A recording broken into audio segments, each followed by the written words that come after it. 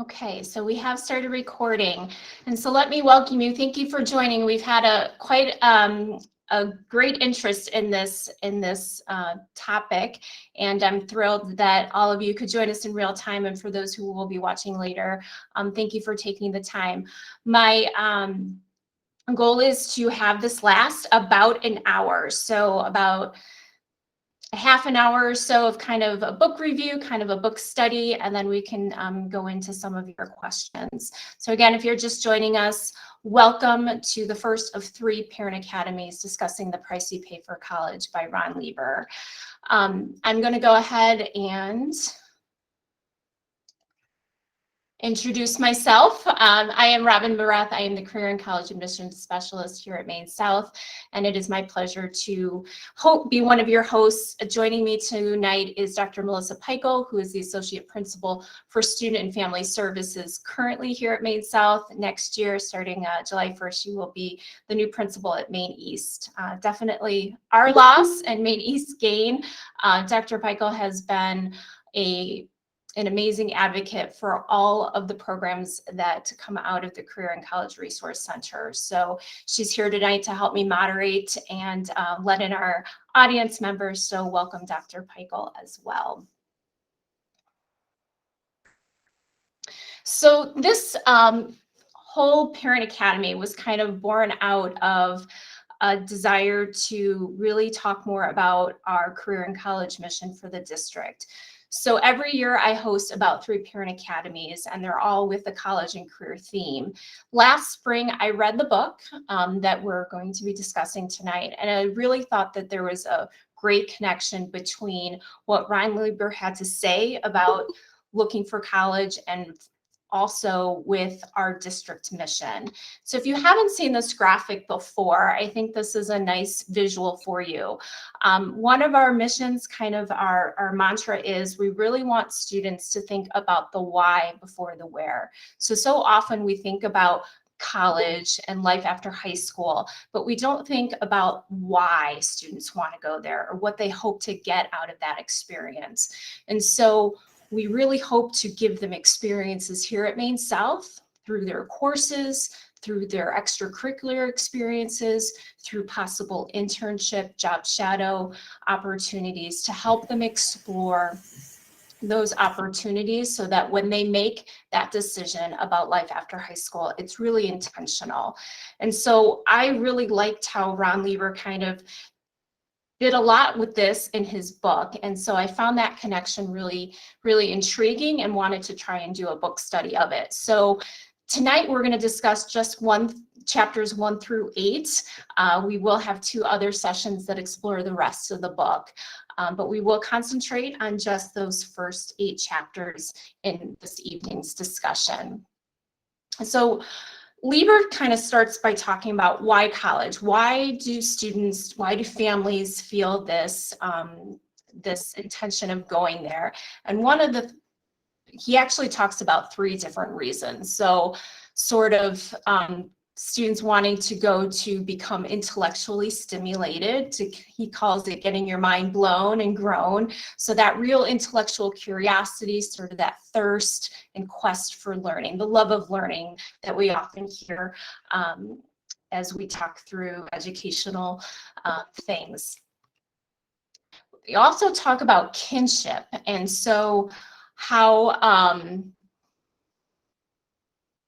we can make friendships, the networks that we make. And then there are some students who are just really interested in the credentials and that piece of it. So there could be a combination of all 3 things that we're looking for in terms of why college. But you may have been having this conversation with your students, but I often like to start conversations with students in this way. Why do you want to go to college? Are you looking for the credential? You know, some students say, I want to become a nurse and I need that credential in order to do that. And the other things are kind of nice to haves, but not must haves. And so it's a great conversation to have surrounding why students want to go to college. So I like that he brings that up. But then he goes into, okay, we have this, we want to go to college, but why is that? Why is the price so high? And so he sort of breaks it down into answering some questions questions where we might have this idea of why the prices are so high. And he kind of starts talking about over-the-top amenities. He mentions the lazy river and hotel-style dormitories and things like that. Is that what is driving up the price of college? Is it too many administrators? Are we still recovering from the economic downturn of 2008 and 09? So it's a long time ago, but is it still something that is affecting college prices today? And then there's the salaries, health insurance, and retirement benefits of faculty and staff. So he breaks this down and actually says it's not the amenities. It's not when you go and you look at colleges, if you do a visit and you see climbing walls and things like that. That's actually not what's driving it up, nor is it too many administrators. In fact, in some cases, he interviewed people who thought maybe there weren't enough people to help their students on college campuses.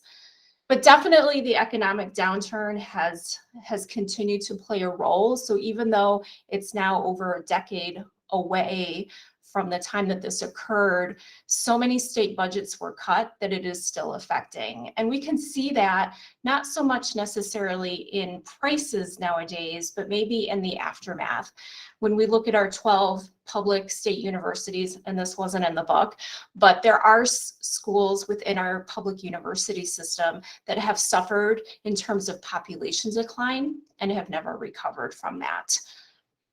Salaries, health insurance, retirement benefits. I think that we can all understand that the rising cost of health insurance, and then salaries. Colleges want to attract amazing faculty in order to teach students. And as parents, we probably are willing to pay a little bit more to get the best people to teach our students. And so that's definitely something that has been driving up that cost.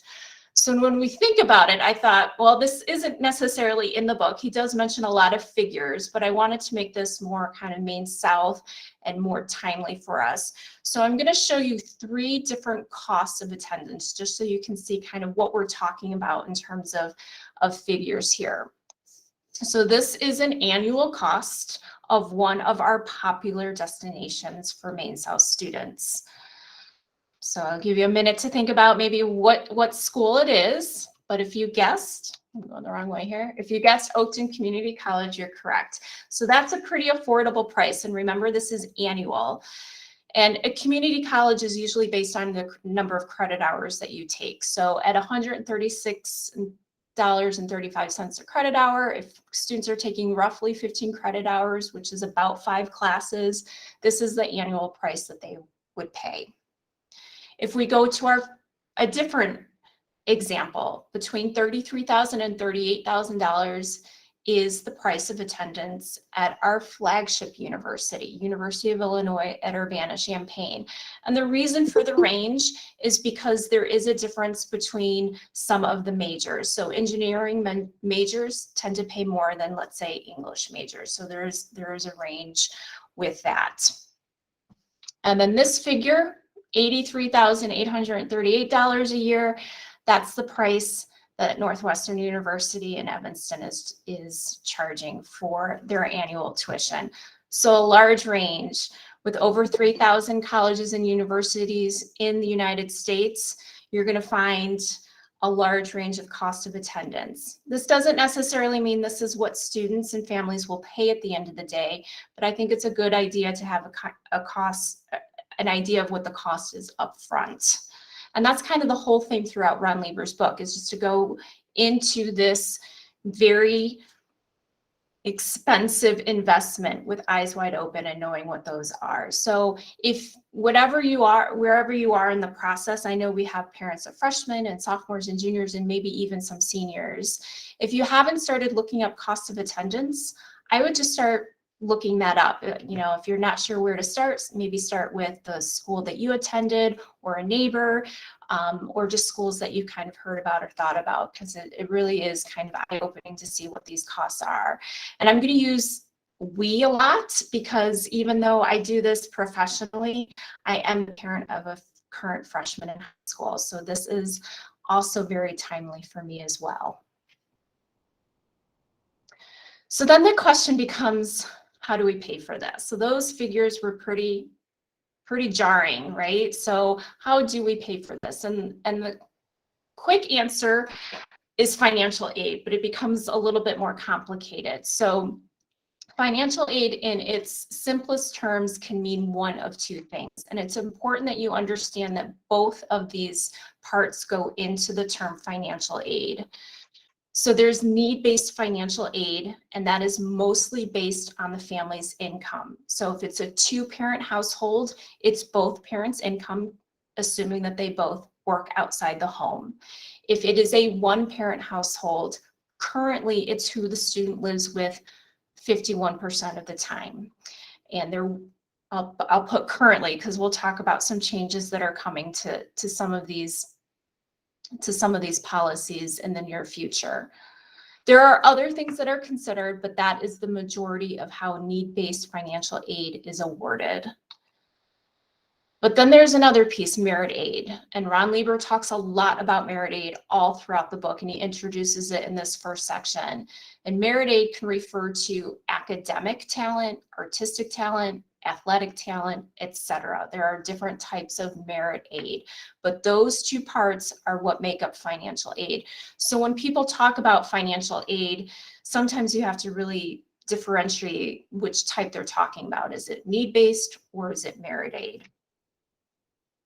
So just to give you a little bit of basics on financial aid, because I know we have some first-time families, so your oldest might be, hasn't gone through college and wherever they are, freshman, sophomore, junior. But just to give you some background, the first thing you need to understand with financial aid in the need-based sense is there's a form called the FAFSA that will need to be filed. And the FAFSA stands for the Free Application for Federal Student Aid. And this is a form, and just like it says, it's free to file. It opens on October 1st of the senior year of high school. So if you're a freshman right now, or you're a parent of a freshman or a sophomore, there's actually nothing you can do in terms of filing until the senior year. You can't file it any earlier than that. Otherwise, you'll be in the wrong application year and you'll have to refile anyway.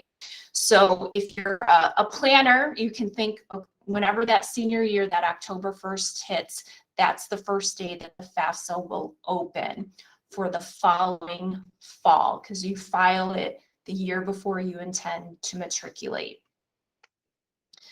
It has to be filed to receive need-based financial aid and for some scholarships. So if you're seeking need-based aid based on family income, if this isn't filed, there's no financial aid that will be awarded. There's no workaround. This has to be filed.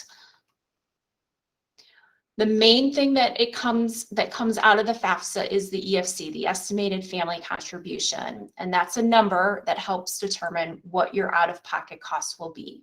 I will tell you that I have never met a family that agrees with what their estimated family contribution is or should be, but it's out of our control. It's a federal formula that determines the EFC.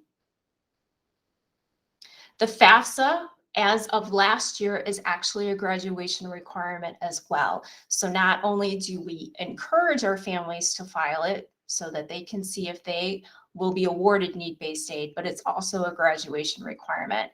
There is a waiver. There are some families that just prefer not to have it filed. So there is a waiver available instead, but we do encourage the FAFSA completion. There are upcoming changes to the FAFSA starting with the 2023-24 school year. And so what that means is anyone who's filing this October, or next October 1st of 2022, so that's current juniors, these changes will go into effect. It will still be called the FAFSA, but one of the major changes is the replacing the term estimated family contribution with student aid index. So what does that mean? It's basically the same thing. They're just changing the terminology. They didn't like the way that estimated family contribution sounded, so they're changing it to student aid index. But it's still the idea of what the government expects in terms of contribution from students. It is also simplifying the process by taking it from its current 108 questions down to 36 to better align with the IRS income tax regulations. So hopefully it will simplify the process and make it a little quicker, because as of right now, it's about a 90-minute to 2-hour investment of time to complete the FAFSA. So hopefully that will go a little faster. Another thing is, if you have students already who have gone through the process, you may have noticed that they provide a discount for multiple children in college at the same time. However, starting next year, that discount will end. So if your students or your children are close together in age, 2 years apart, let's say my children are 2 years apart, so they'll be in college hopefully at the same time. It won't matter though in terms of a discount. That discount will end. So whether they're 2 years or 6 years apart, it won't matter anymore. The other major change is that for our divorced or separated parents, the custodial parent will now be considered the one that provides the most financial assistance. In other words, who claims the child on their tax returns. So that's another major change that's going into effect. If you've never filed the FAFSA, you won't notice any of the changes because it'll be the first time that you file it. But if you filed it in the past, just note that these changes are coming in October of 2022. All right, there's one other form for financial aid that some colleges require. It's called the CSS profile. I would say this is sort of flies under the radar, unfortunately, for some of our families. They don't know enough about the CSS profile because it doesn't get a lot of press. And that's because it's not required at every single school. So our 12 public state universities don't require it. Oakton doesn't require it. The ones who do require it are typically more highly selective private institutions. Northwestern University, the University of Chicago, the University of Notre Dame. Those are examples of more highly selective schools that require the profile. The profile is in addition to the FAFSA, not instead of. And it's free if you make under $100,000 a year as a family income. Otherwise, it costs $25 for the first application and then $16 for each additional application. So it's definitely not like the FAFSA. It's not free for all. Again, unless you make underneath 100,000. You apply via the College Board. The College Board is our SAT provider as well as AP test provider. So it's another thing that the College Board administers and quite frankly makes money off of. So that's something to take into account as well. It takes into account the home equity, whereas the FAFSA doesn't. So sometimes I get asked, what's the difference between the profile and the FAFSA? So the first major difference is home equity is taken into consideration. And then the second thing is the non-custodial parents' information is also usually taken into consideration as well. So this was a lot of text. I promise not every single slide is like that, but this is just a very, very quick crash course on what need-based aid takes into account and what to kind of look for and mark on your calendars as you're preparing.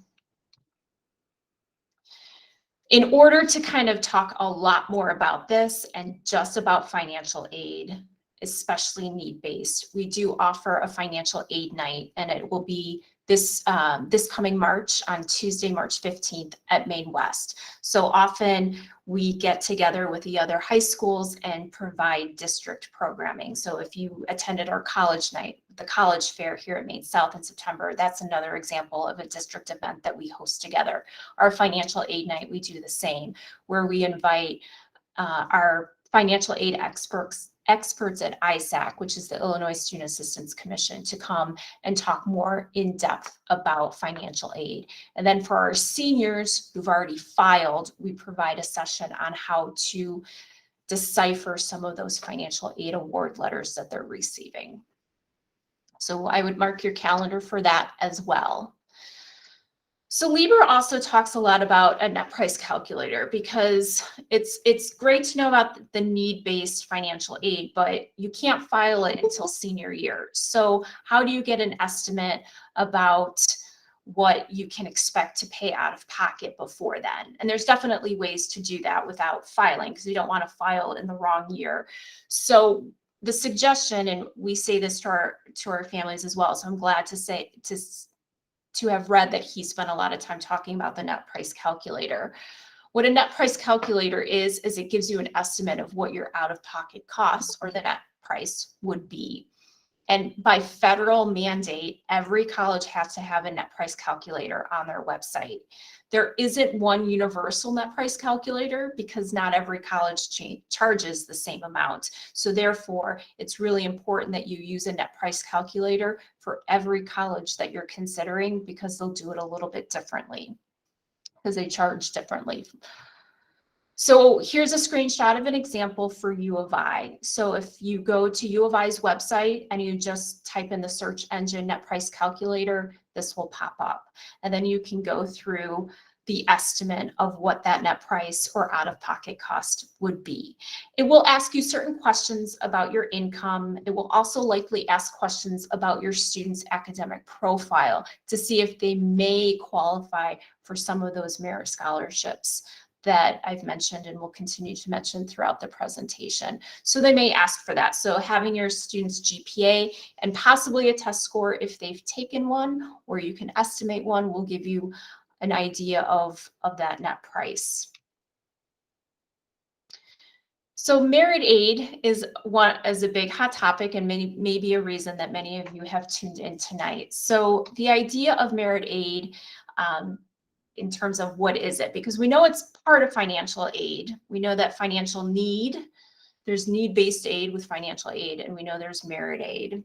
So basically there's different buckets of merit aid, and they could be scholarships. We all know scholarships are good, it's free money, but it also could be grants. And grants are good. I always tell kids grants are good because you don't have to pay them back. They're just like scholarships in a way, but a lot of times you don't necessarily have to do anything for them. Where scholarships, you might have to have some sort of academic or artistic talent. Grants, a lot of times it's based on just maybe geography. Some of our students will get a grant because they're an Illinois State resident and it's an out-of-state school, and so they're given a grant for that where they didn't really do anything for it, but it's free money. Sometimes it will be called a discount. Probably colleges aren't going to call it this, but that's really what it is. It's a discount. That's what merit aid is. Whatever it is, I love Ron Lieber's quote, take whatever you can get. So free money is good money, and it doesn't matter what it's called at the end of the day, as long as it's coming off the price of the cost of attendance on your end. Merit aid started, he goes into a long explanation of it. It's kind of interesting if you're into that type of thing. It actually started with colleges in Ohio. There's there's over 50 private colleges in Ohio, and basically they started competing with each other, right? I mean, how do you distinguish yourself from another 2,000 student small liberal arts college that's 50 miles down the road? So in order to start basically having a higher yield in terms of students who were going to come, they started offering discounts, which they coined merit aid. And that can make a difference for some people. It's that feeling of, you know, they want me, right? So Ron Lieber talked about that in the book. It's nice to be wanted. And sometimes it's just a small scholarship that can make a student feel more wanted and therefore decide to enroll. And it has kind of snowballed. So it's obviously not just in Ohio anymore. It's everywhere, to, you know, and some offer very high discounts of up to 50%. And some, as we will kind of talk through here, don't offer any merit aid at all because they don't need to. So here are some examples. Lieber talks a lot about the University of Alabama. And one of the reasons for that is they were very transparent, and I should say they're still pretty transparent in terms of what they offer in terms of merit aid to specifically out-of-state residents. So they are an example of an out-of-state university that offers significant merit scholarships to out-of-state students to attract them down there. It worked so well that they've actually kind of taken back some of those scholarships. I should say reduce some of those scholarships. They used to be a little bit higher than they are now. You can look them up and see what they are, but it is a good example of a school that's pretty transparent in a very untransparent field. Some other schools that are really good at transparency would be Miami University in Ohio. I don't think Lieber actually mentions Miami in the book, but I want to mention it because they are very transparent. They have a grid on their website that says if a student has this GPA, this discount will apply. You know, a weighted GPA of 4.3 or higher, then there's a range. Scholarships aren't necessarily guaranteed, but at least it gets you into the consideration pile of that. So if you have these types of GPAs, and a lot of times now the ACT and SAT score is not part of that scholarship consideration because of many test optional policies that have been put in place because of the pandemic specifically. So a lot of times it's just GPA based. Lake Forest College, he does mention that in the book, but they have also a grid. And what I mean a grid is like if you look up merit scholarships on their website, it will take you to a grid that you can see what the opportunities are. I can't say that that is true of every single school. Some are not very transparent at all.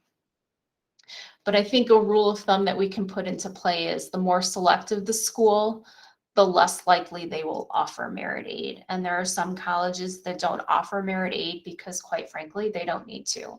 So there are people willing to pay full price. So Northwestern, I showed you the cost of attendance earlier. They are definitely not offering merit aid to students. There are students who will pay that. But remember, they offer financial need-based aid. So it's not that every student is paying that. There is financial need that is given in the form of need-based need-based grants, etc. So just to give you a little bit of an indication of merit scholarships here at Maine South. So this isn't the most accurate depiction, but I think it gives you a little bit of an idea. So we do a senior survey at the end of the year for all of our seniors, and we ask them to self-report not only where they plan to matriculate in the fall, but also if they've earned a scholarship from the college where they plan to matriculate. So last spring, we had 190 out of 426 who reported tell us that they did earn a merit scholarship. And it could range anywhere from $2,000 to, I think the highest was $25,000 off of their cost of tuition. So the class of 2021 was 580 students. Not all of our students attend college. I would say about 70.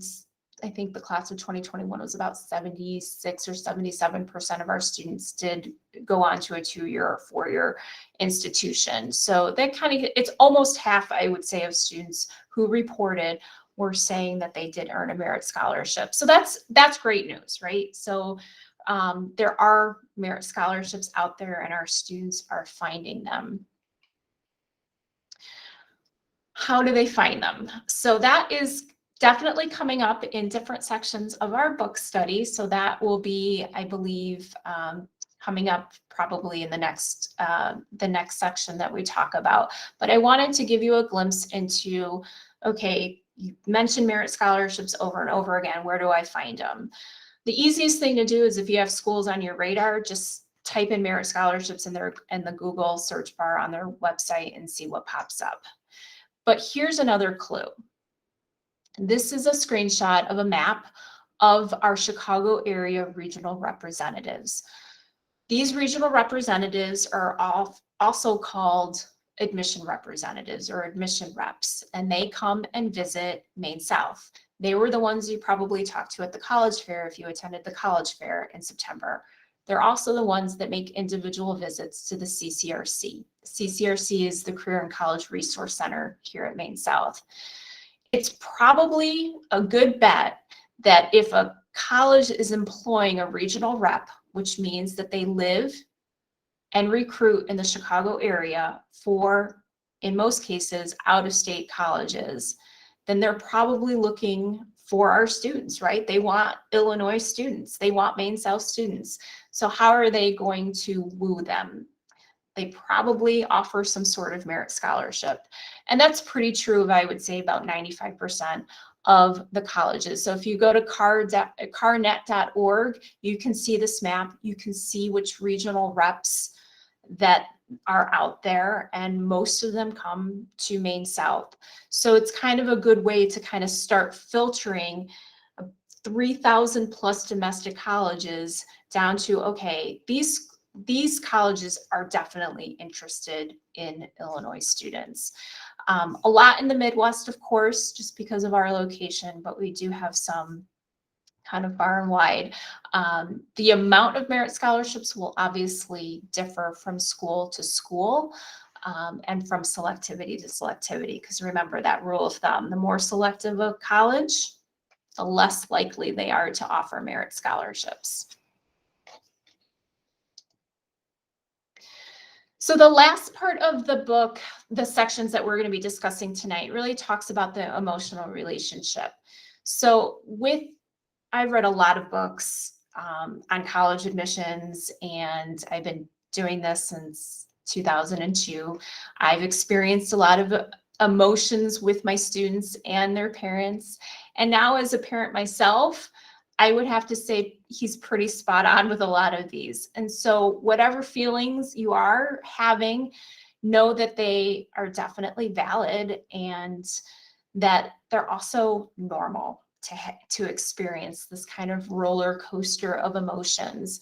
So he talks about the fear. And I want to say, I know I have mostly parents on with me, but there are students who may be watching, and these feelings are valid for both parents and students. And maybe you're feeling both of these concurrently or separately, but you're probably going through this cycle.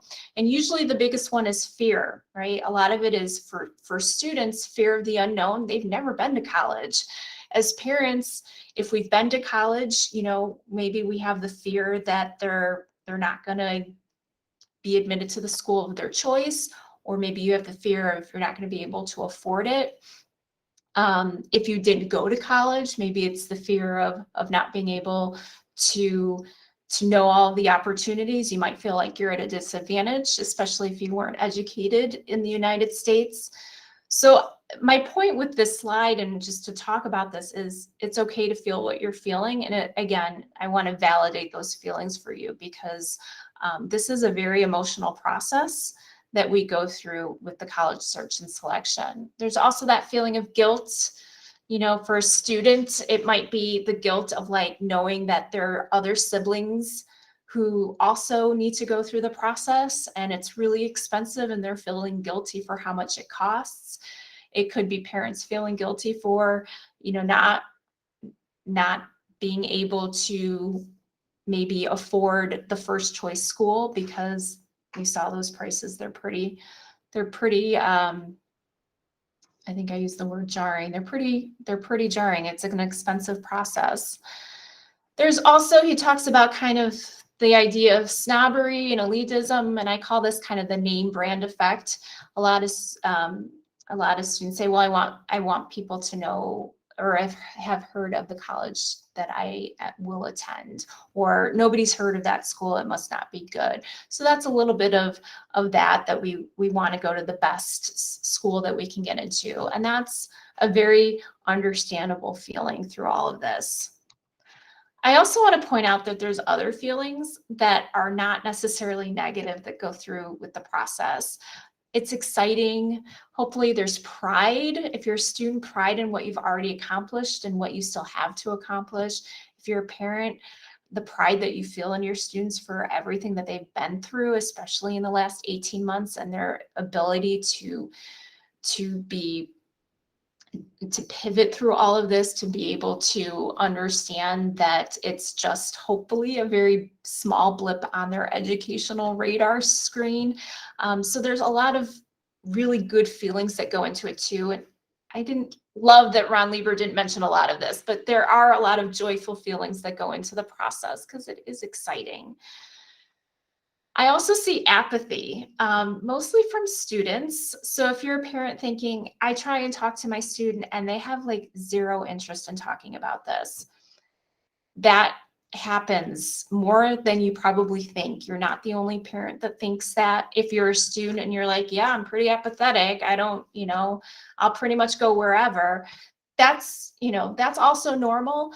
And sometimes it's just, if it's not happening right now, we're more big picture as parents, and students are a little bit more, what's happening right now. So it's okay. Understand that these feelings are all pretty normal. And we want to think about what matters to you, what's in your control, and focus on that. I like the sketch. He mentions the sketch, and I looked it up and caught a screen grab of it. So things that matter and things you can control and what you should focus on, because there are a lot of things in the process that you can't control. So I always tell students what is in your control, and that's what you should focus on. So can you control your grades? Yeah. Can you control the courses that you take? Yeah. Can you control what your finances are? Not really.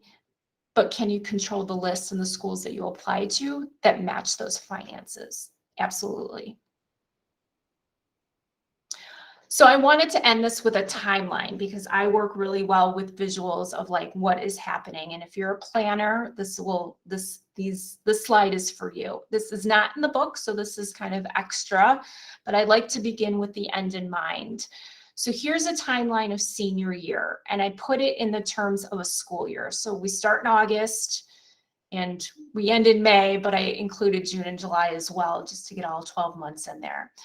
So if we think about August, obviously that's when school starts, but it's also when the Common Application, which is probably the format that most of our students will use to apply to college, that opens. So you can't start applying to college before August 1st of the senior year. So if you're thinking, I want to get a jump start, you really can't do anything in terms of application until August 1st.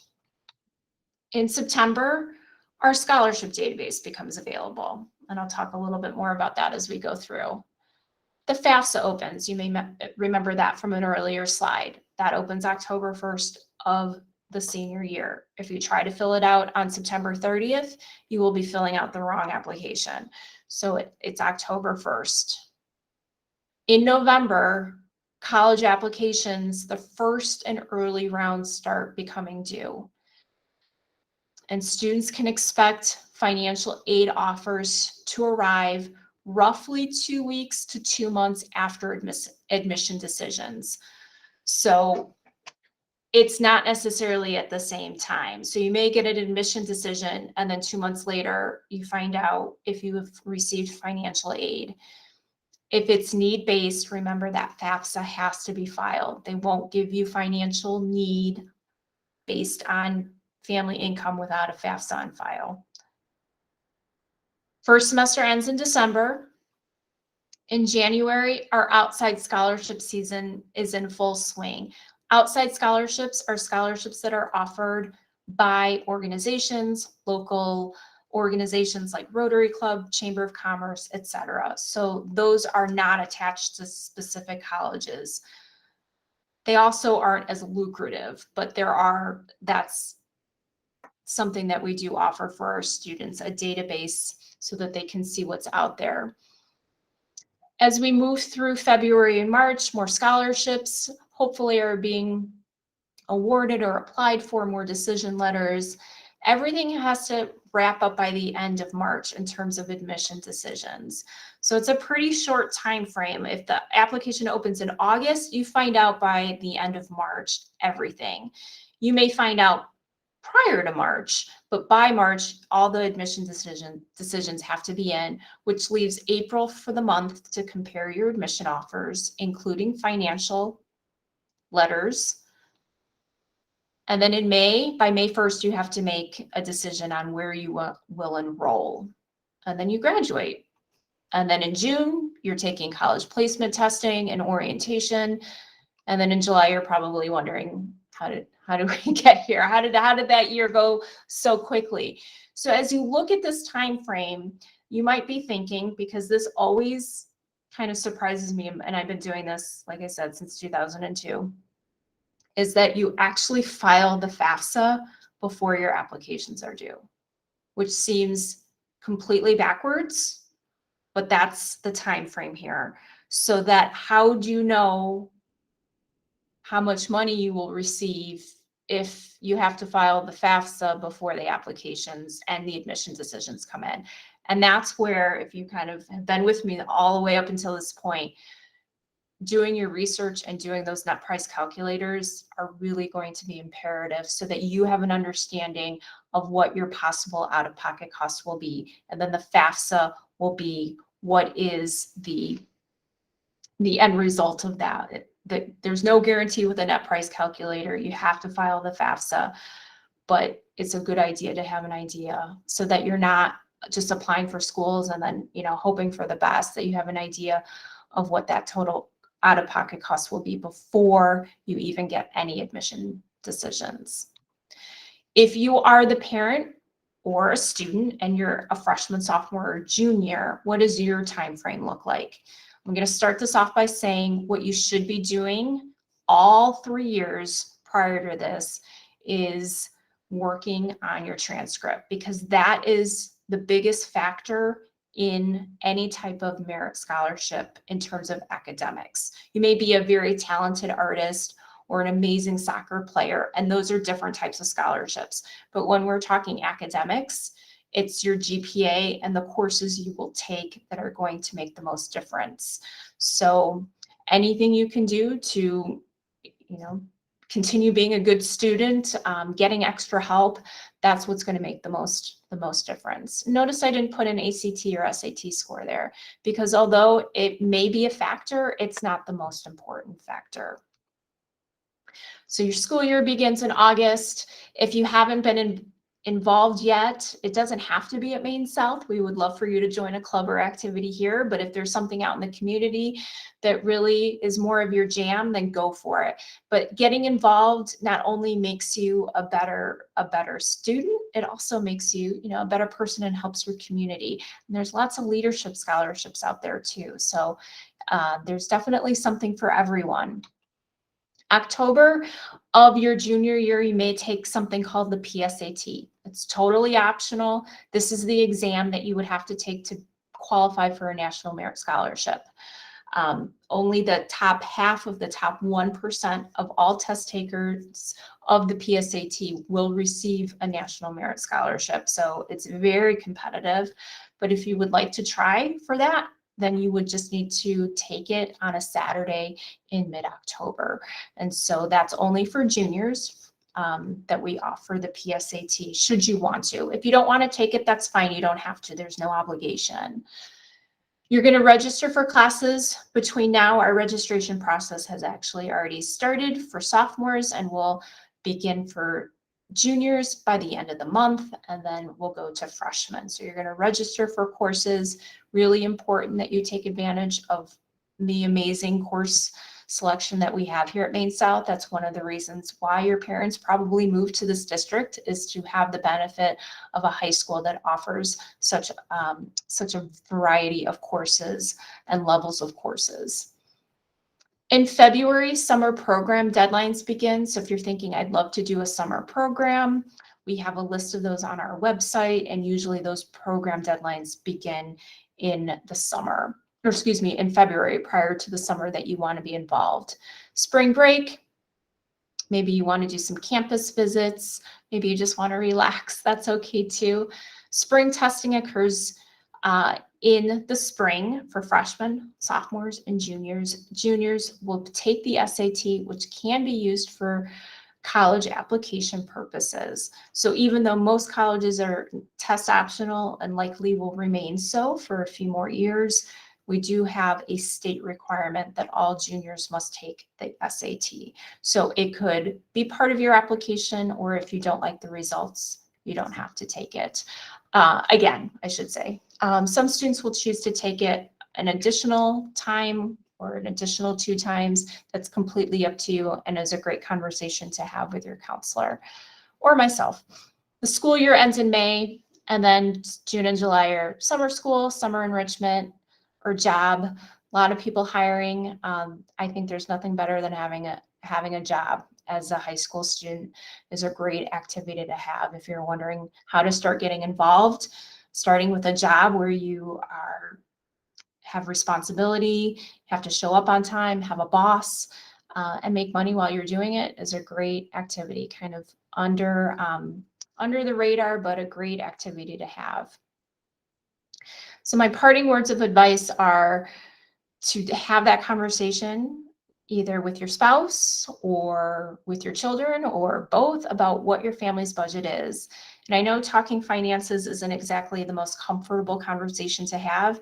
I'm not saying you necessarily have to discuss specific numbers and figures, but at least giving your children an idea of this is what the budget is. We have, X number per year to spend, or we expect that you contribute as well, and then give them that expectation well before they start applying for college.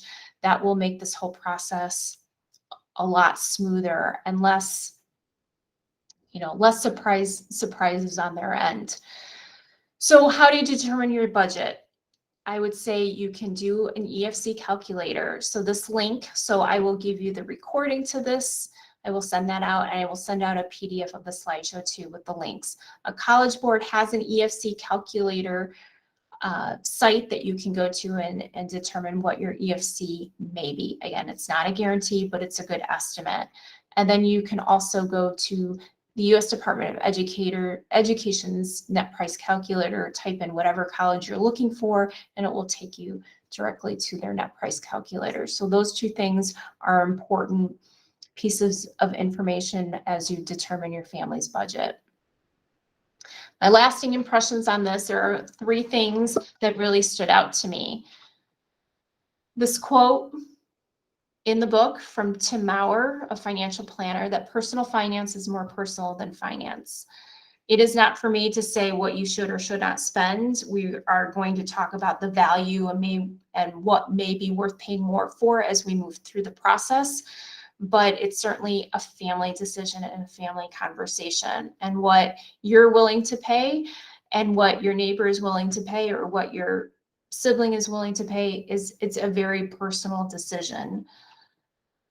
And when you see the market in action, if people are willing to pay for any given school, the list price is higher and the discount lower. So again, that goes back to the more selective a school, the less amount of merit aid that they're awarding. And then it's a very untransparent process. And that untransparency actually leads to more applications because students and families are going to cast a wide net to see what types of opportunities are out there. And so those numbers of applications creep up, and then admission rates go down because of that. So despite the number of high school graduates actually declining, there's more qualified applicants than ever. And a lot of that has to do with just more interest, more international interest. We're not just looking at American high school students, we're looking at international students wanting to come and be educated at our colleges and universities. And then also because of the ease of the Common Application and so many schools using that platform, it's really easy to send a lot more applications out than it ever was before. So sometimes technology is our friend, but it also creates these extra problems as well. So those are what I have. The next Parent Academy, where we'll discuss the other chapters 9 through 20, will be February 16th, Wednesday, February 16th from 7 to 8, and it will be the same link, but I will send that out as well. Any questions that I can answer? So Dr. Peichel is going to help me monitor. So if you feel comfortable unmuting yourself, you may do so, or if you would like to type it into the chat if you prefer, or if there's any questions that you can answer. Yeah, go ahead, Ms. McCall. Hi, how are you doing? Thank you so much for this information. This is super enlightening. Already ordered the book on Amazon as we were talking. What's your thoughts on the process for kids and students that think to themselves, okay, I'm not really sure about my major. Let me roll into Oakton for a year or two and then move on to the university of my choice, hopefully, right? Once they've kind of decided what they want to move into. Is the I guess, are the chances of getting into your university of choice better if you do a couple years at a community college, or is the same kind of rigor with the application process still the same for a student that's taken a couple years of gen eds at community college? Right. It's a great question. And I'll start by saying about 20% of our students do go the community college route. So the majority being at Oakton, but we do have students who also start at Triton, depending on their address, and because we straddle both of those community college districts. I hate to say like it depends, but it kind of depends on how, when you leave Maine South and you go to, let's say Oakton, then high school really becomes kind of a thing of the past. And what you do at Oakton then becomes the most important thing. So can it become easier to gain admission to the college of your choice? It can be, but there are a couple exceptions because there are some schools that actually don't accept transfer students. Those tend to be really highly selective colleges, but there may be a couple that there's no room for transfer students. I will say that Oakton does a phenomenal job of transitioning students from the associate's degree, because they have transfer agreements with all of our 12 state universities, as well as many other popular out-of-state schools and some of our local privates like DePaul and Loyola. So if a student begins at Oakton, spends 2 years there, gets their associates and moves on, the chance of admission is very high. I don't have the exact number. I can try and get that for you, but that would probably need to come from Oakton or Triton. But it's a great opportunity. My mom worked at College of DuPage. She was a retired librarian from there. And I grew up knowing the benefit of a community college and having that like in my home, in terms of it was a really great option. And I took classes and benefited from taking classes at a community college as well. So it's something that we definitely talk about. And I think there's actually a section on it in the next couple chapters that we'll discuss. But okay, great. Thank you. We definitely do encourage, for some students, that's their financial safety, if you will, as well, because you saw those prices, right? I mean, It's very difficult for students to work their way through college like it may have been available to us when we were, or even, older generations. But unless it's a community college, it's really hard to work your way through school and pay your way through school, in other words. Right.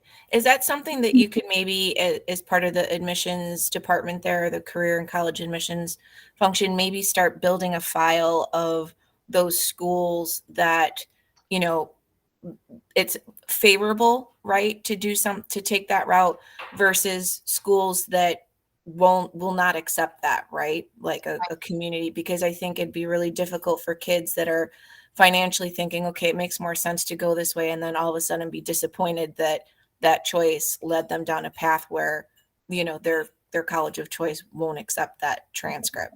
And it's very few schools that won't accept it. I mean, the majority of colleges are very transfer friendly. And even if you looked up the number of percentage of transfer students, like if you went to DePaul and you just typed in like transfer students or percentage of transfer students, because that's data that they have to report. And we'll go into more of the weeds of this in a further discussion, because Ron Lieber talks about this in one of the last sections, like where can you really find the meat of some of this data? That's a data point that they have to report, how many transfer students. So if it's a pretty high percentage, they're pretty transfer friendly. I would say all of our universities are pretty transfer friendly. There are exceptions in terms of like certain majors at the University of Illinois, Urbana-Champaign, where, you know, if you want to be in a computer science major, you can't transfer in from Oakton. Like you have to, you know, you basically have to get in coming out of high school. Like even if you start as an English major at U of I, you can't transfer into computer science. It's just, they don't have the room for it. So there's like kind of unique situations like that, but for the majority of the schools out there, that, you know, there's a transfer route available. Okay, thank you. Mhm.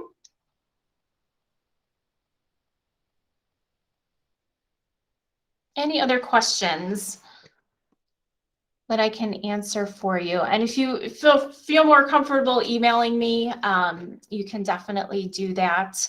It's rmorath@maine207.org. I will type that into the chat.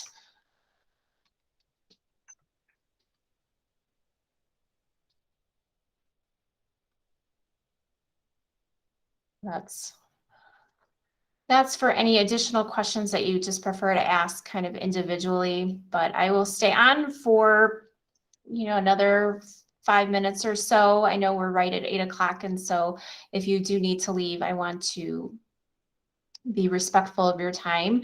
And I will share this out. And if you have neighbors that weren't able to join and they didn't register, I will make this available on our YouTube channel. Yes, Mr. Lakin. Hi, how's it going? Thanks for putting this on. How do you think COVID is affecting the whole college experience in the future? You know, because they did a bit of online learning, and the book kind of said that a lot of it wasn't successful, and people were kind of crisis managing along the way there as a university.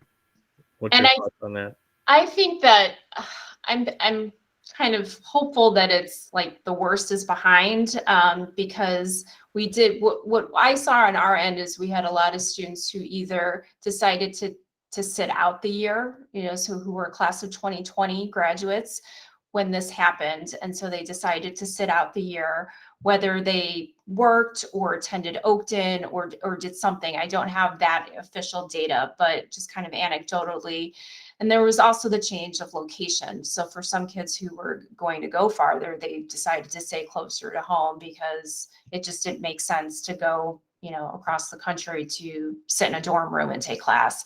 So, and that, you know, not so much is happening right this year. Things are by and large kind of back to normal, so to speak, in terms of being in person. I mean, I think what's come out of it is there's definitely still more online virtual options.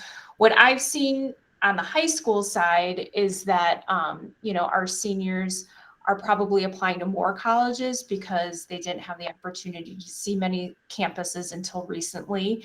And then also just kind of the feeling that they're behind. And as parents, I think, you know, and I can say this for myself, I mean, I have a freshman and, you know, I basically feel like he's a seventh grader. Like he's got 2 years of like maturity that he didn't quite get, because he did, you know, kind of a hybrid last year. And so we're kind of trying to build back those skills, right? Of like what it means to be to be have that expectation of what it's kind of like to be in school. So there's kind of different, I don't know if I'm answering your question very well, but in terms of like admission, what we've seen from colleges is that they're definitely feeling the effects of like the test optional. So although some may feel like test optional is very winsome. And what I mean by test optional, for those that don't know what I'm talking about, is that students can choose to send test scores, SAT or ACT, or not. It's an option for them to do that. So there are definitely more test optional, the majority of schools, or they're going to be test optional, you know, for the next 2 or 3 years. They're doing like a pilot program.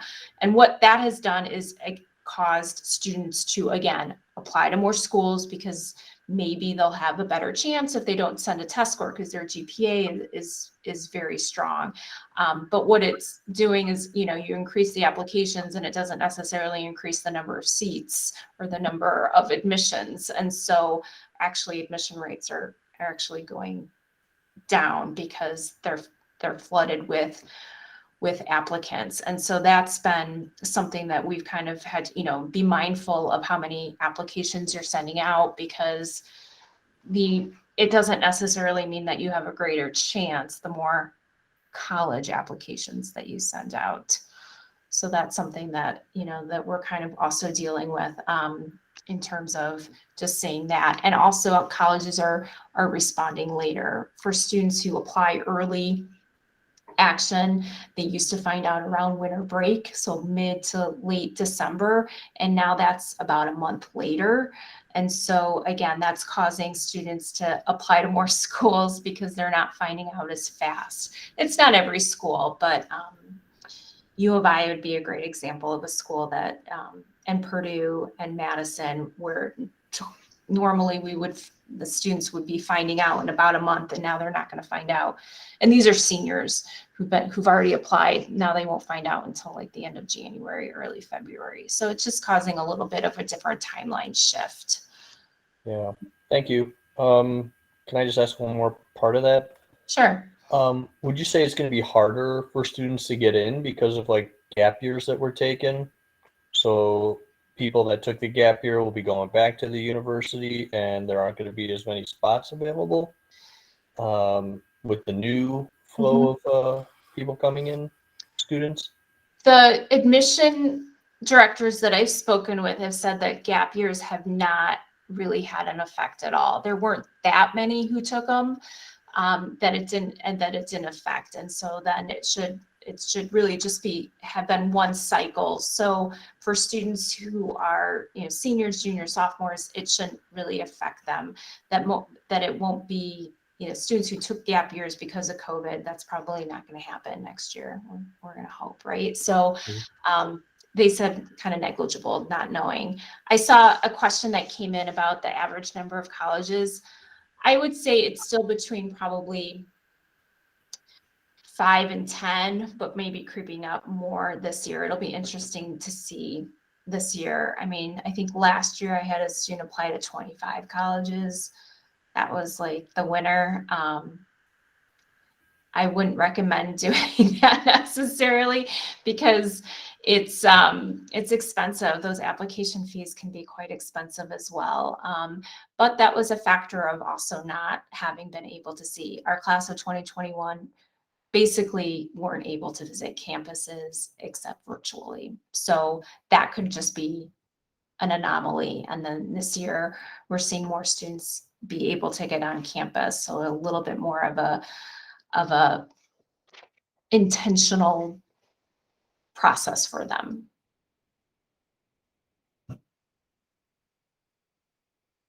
Anything else I can answer? And then you might have questions that come up as we go into other sessions.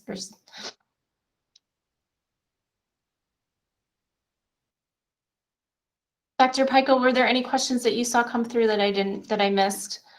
Yeah, sorry, Robin. Ms. McCauley asked about, do you think that the lost revenue that some of the universities experienced will drive up prices higher in the next few years? From an opinion standpoint, possibly. They also might look to increase the number of freshmen on campus. So some schools, like, I want to say this was George Washington in Washington, D.C., but don't quote me on this. They had a long-term plan where they were actually going to lower the number of freshmen they brought on campus to make it a smaller, kind of more, smaller, more intimate community. And they did away with that. I think it was George Washington, but again, don't quote me on that. So, and that could be a result of it, right? They're trying to make up for lost revenue. So they're actually going to grow the class. So that could be a way. So instead of like just raising tuition, they're going to try and just bring in more students. But then of course that would mean they have to create more dorms and more services for students and possibly more faculty. So yeah, it could definitely be. It'll be interesting to see. I think, the wave will hit 2 to 3 years probably from now to see what that will entail. So that's why I, just kind of an off piece of advice. I always encourage students to apply to a financial safety. And for some of our students, that's Oakton as a true financial safety, or a state university, because our state universities, you get the benefit of being a state resident and in-state tuition for that. So it's definitely things worth considering. We have 12 state universities. U of I is the highest priced of those 12 because it's the flagship, but there are a lot of merit opportunities at all 12 of them that can make things very affordable. Anything else that came in, Dr. Peichel? No, we don't have any more questions in the chat. If this is the last chance. Anyone have a burning question they want to ask Robin before we sign off for tonight?